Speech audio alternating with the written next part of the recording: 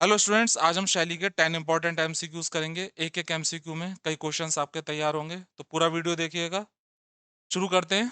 First question, why was शैली denied custody of the children? शैली को क्यों मना कर दी गई बच्चों की custody from his first marriage? First marriage से जो उनके बच्चे थे, उनकी कस्टडी क्यों मना कर दी गई? फॉलोइंग हर डेथ, जो शैली की फर्स्ट वाइफ थी हैरियट, उनकी डूबने से डेथ हो गई थी, तो उसके बाद में जो उनके बच्चे थे, उनकी कस्टडी शैली को मना कर दी गई थी। उसका कारण क्या था, देख के बताइए। एथिज्म। जो जजेस थे, उन्होंने शैली को उनके बच्चे देने से मना कर दिया। शैली ने एक कारण ये तो बताया कि शैली जो विचारों से एथिज्म है, वो नास्तिक है। दूसरा, उन्होंने अपनी फर्स्ट वाइफ हैरियट को बीच में ही छोड़ दिया था, जिस वजह से बच्चों की कस्टडी जो थी वो शैली को देने से मना कर दी गई। सेकंड क्वेश्चन है, what was one of the unusual ways? क्या अजीब तरीका था शैली का अपने वर्क को रिलीज करने का? इसमें चार ऑप्शन है, देख के बताइए। शैली ने अपना एक वर्क जो था वो बिल्कुल अजीब तरीके से रिलीज करा था।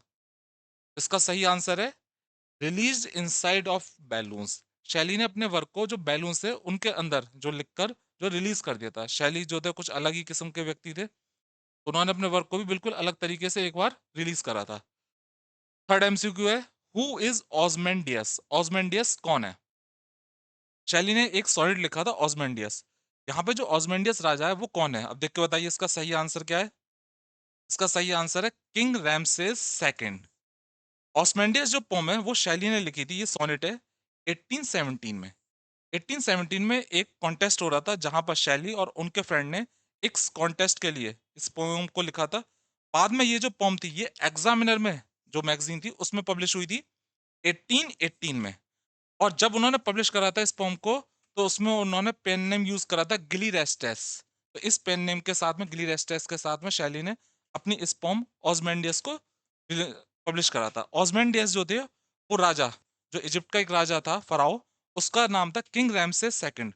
उसका नाम ऑजमेंडियस संबोधित करते हुए ये पोम लिखी थी। तो यहाँ पे किंग रैमसेस सेकंड है, जो इजिप्ट का राजा था, pharaoh king. Fourth, Shelley's final unfinished poem इस टाइटल द ट्रूम्फ ऑफ, क्या है? The triumph of life, romance, fantasy, death? तो ये अनफिनिश्ड वर्क था और ये था the triumph of life. Unfinished work था। द ट्रूम्फ ऑफ लाइफ जो था शैली का लास्ट वर्क था, जो अनफिनिश्ड रहा। 1822 में जब डेथ हो गई थी उस समय ये लिख रहे थे।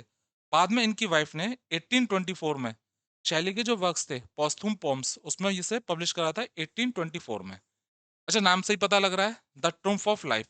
यहाँ पे शैली बात करते हैं लाइफ की मिस्ट्रीज के बारे में और ह्यूमन कंडीशंस की बात करते हैं इस work the triumph of life में। फिफ्थ एमसीक्यू है, the total span of Shelley's life was about? जो शैली लाइफ का जो टोटल स्पैन था वो क्या था? कितने लाइफ वो जिए? 30 ईयर्स, 25 ईयर्स, 20 ईयर्स, 41 ईयर्स? अगर हम देखें तो अप्रॉक्स 30 ईयर्स, 30 ईयर्स से थोड़ा कम वो जिए थे।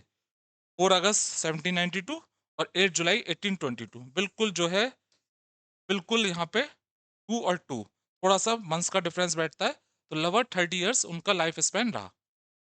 सिक्स क्वेश्चन, शैली was expelled from Oxford university for the publication of? शैली जो थे उन्हें ऑक्सफोर्ड यूनिवर्सिटी से निकाल दिया गया था, क्या चीज पब्लिश करने पे? शैली विचारों से रेडिकल थे, कुछ अलग ही सोचते थे, तो उन्होंने कौन सा वर्क पब्लिश करा था? बिल्कुल अजीब ही अलग किस्म का था उस जमाने के हिसाब से। On the necessity of atheism, नास्तिकता की जरूरत।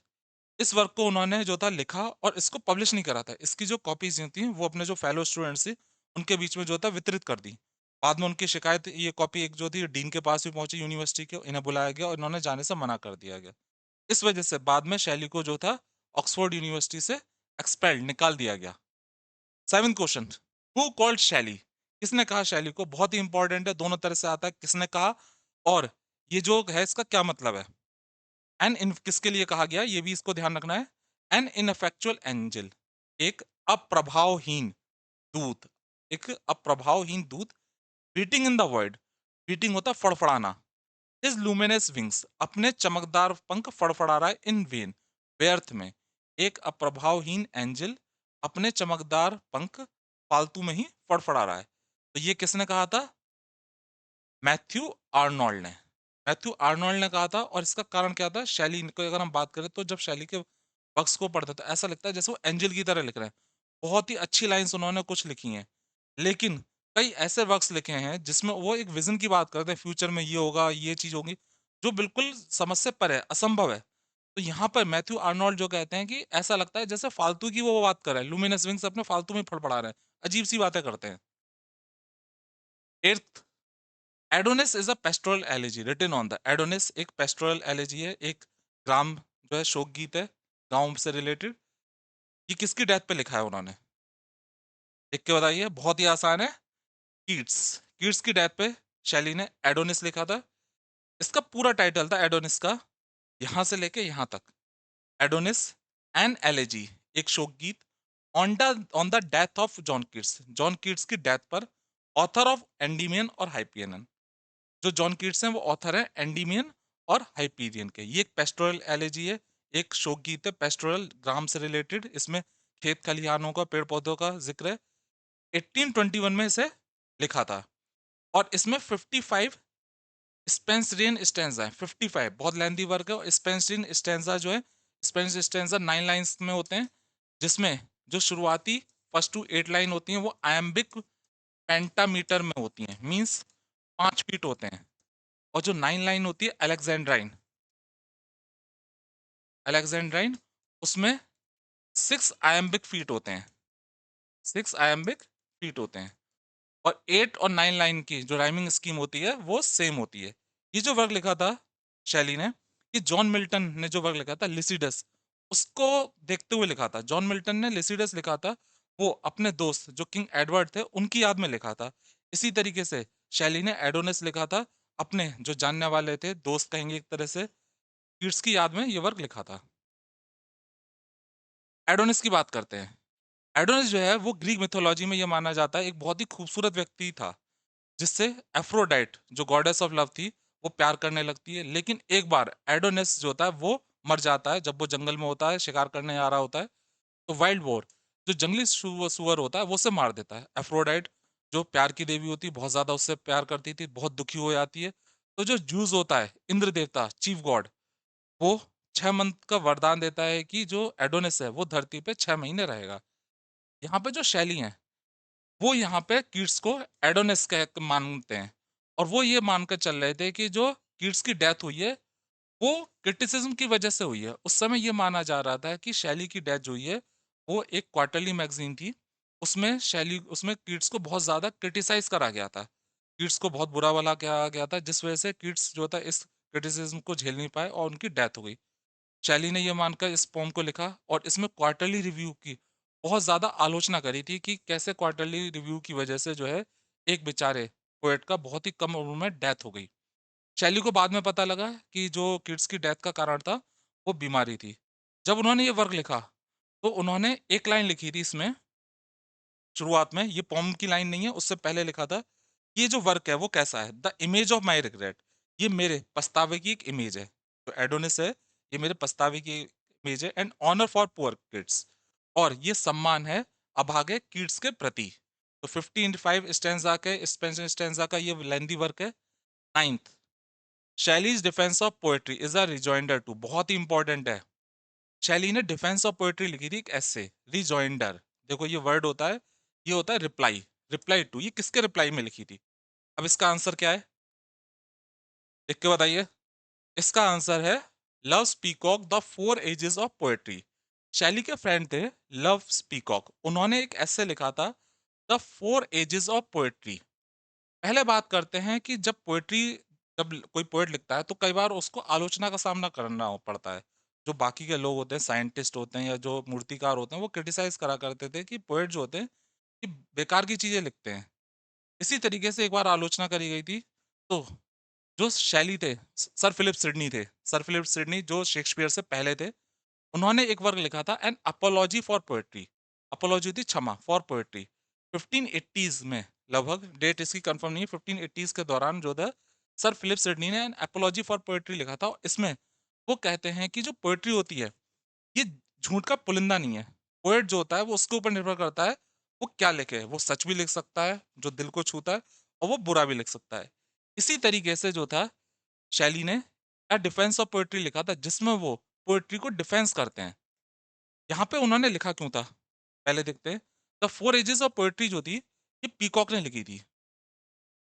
जो पीकॉक शैली के फ्रेंड थे उन्होंने ये वर्क लिखा था जिसमें वो कहते हैं कि जो पोएट्री है ये अब बेकार की चीज हो गई है।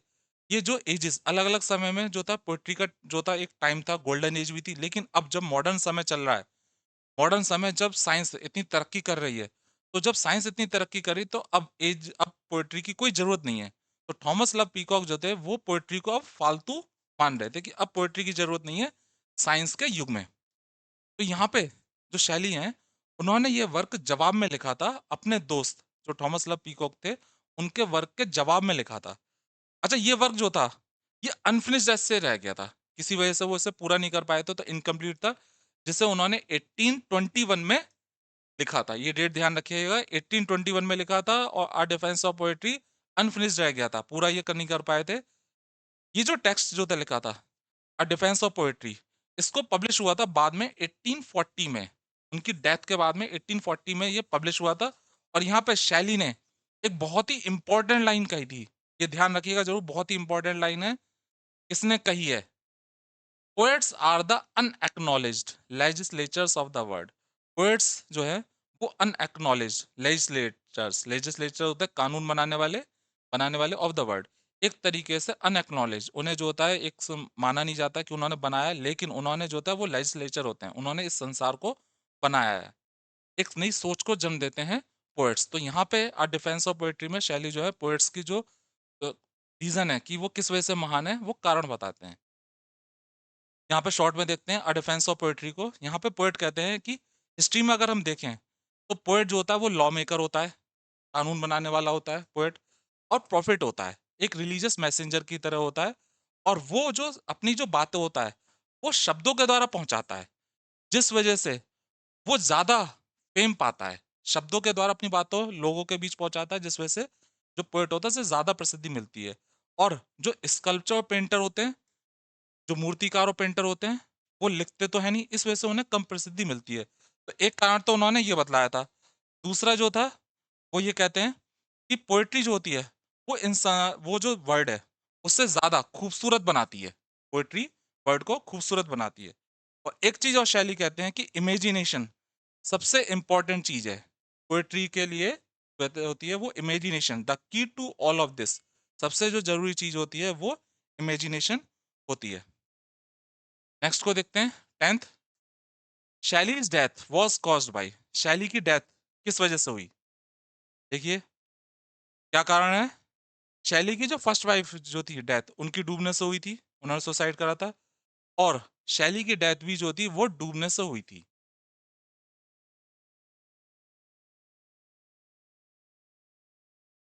शैली जो थे एक बोट जिसका नाम था डॉन जुआन, उसमें यात्रा कर रहे थे। ये बोट का नाम है, इसमें शैली बैठे हुए थे, उनके कुछ क्रू मेंबर्स बैठे हुए थे। ये लिवोर्नो से जा रहे थे लैरिसी, इटली में एक जगह है लिवोर्नो से लैरिसी जा रहे थे। 8 जुलाई 1822 को जब ये नाव में बैठे हुए थे, एक तूफान आया और इनकी डूबने से डेथ हो गई। इनकी बॉडी को बाद में क्रीमेट जलाया गया था बीच पर ही, किनारे पर, समुद्र के किनारे। और जो इनकी राख जो थी उसे प्रोटेस्टेंट सिमेट्री जो चर्च था रोम का, उसमें बखेर दिया गया था, तो इनको जलाया गया था। तो स्टूडेंट्स मैंने यहाँ पे आपको 10 इंपॉर्टेंट एमसीक्यूज बताए हैं। अगले वीडियो में मैं अगले 10 इंपॉर्टेंट एमसीक्यूज बताऊंगा। आप जो इससे रिलेटेड वीडियोस हैं, जो शैली के जो वर्क्स हैं, उनको भी जरूर देखिएगा, क्योंकि मैं भले ही आपको एमसीक्यू करा रहा हूँ, लेकिन बेहतर तरीका यह है कि आप इंपॉर्टेंट लाइंस भी बीच में देखते रहिए। तो मिलते हैं अगले वीडियो में। Good bye.